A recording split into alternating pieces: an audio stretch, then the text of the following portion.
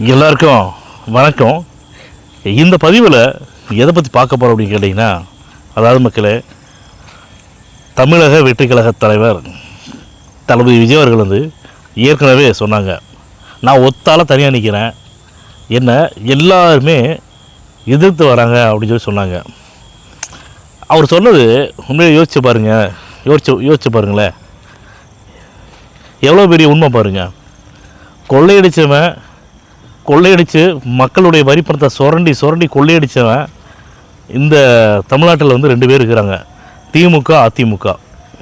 எம்ஜிஆர் அவர்களுக்கு அப்புறமா ஒரு நல்ல சக்தி வாய்ந்த தலைவர் தமிழ்நாட்டு மக்களுக்கு கிடைக்கல.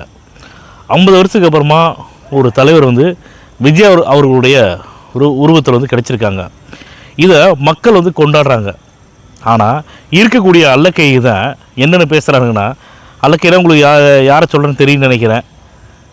திமுகவோட அல்லக்கையும் சீமான் தான், அதிமுகவோட அல்லக்கையும் சீமான் தான், பிஜேபியோட அல்லக்கையும் சீமான் தான்.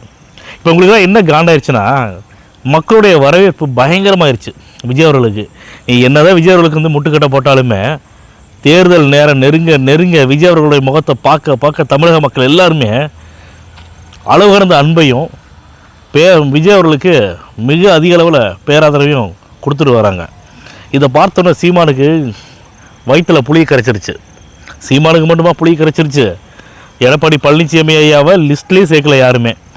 அவர் ஒரு சைடில் பேசிகிட்டு இருக்காங்க.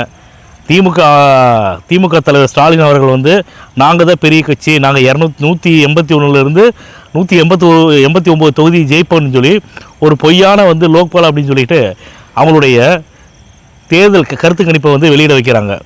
ஆனால் மக்கள்கிட்ட இவங்க யாருமே போய் சேரலை, போய் அந்த தொகுதிக்கு போய் செய்யலை. வெளியில் இருந்துக்கிட்டு அதை பிளேயர்ஸ் எல்லாமே உள்ளே இறங்கி வேலை செய்யணும்ல. ஆனால் இவங்கெல்லாம் வெளியில் இருந்துக்கிட்டே வேலை செஞ்சுட்டு விளையாடிட்டு இருக்கிறாங்க. இது மாதிரி நாங்கள் தான் எல்லாமே எங்களுக்கு தான் எல்லாமே அதிகாரத்தை மக்கள் தரப்போகிறாங்க அப்படி சொல்லிட்டு சும்மா வெத்து வேட்டா தப்பு கணக்கு போட்டுட்டு மக்களை ஏமாற்றிட்டு இந்த பொய்யான கருத்து கணிப்பை சொல்கிறாங்களே, அந்த மாதிரி ஆட்களை கூட வச்சுக்கிட்டு திமுக பண வலிமையோடு இந்த தேர்தலை சந்திக்கிறாங்க.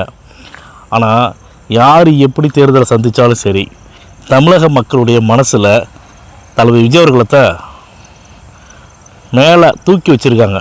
அதனால் யார் என்ன பண்ணாலும் சரி, விஜய் அவர்களுக்கு தான் இந்த தடவை அதிகமாக ஓட்டை போட்டு தமிழக மக்கள் விஜய் அவர்களை 2026 சட்டமன்ற தேர்தல் மட்டுமல்லைங்க, தமிழ்நாட்டோட நிரந்தரமான முதலமைச்சராக போகிறதுல எந்த ஒரு மாற்றுக்கருத்தும் கிடையாது.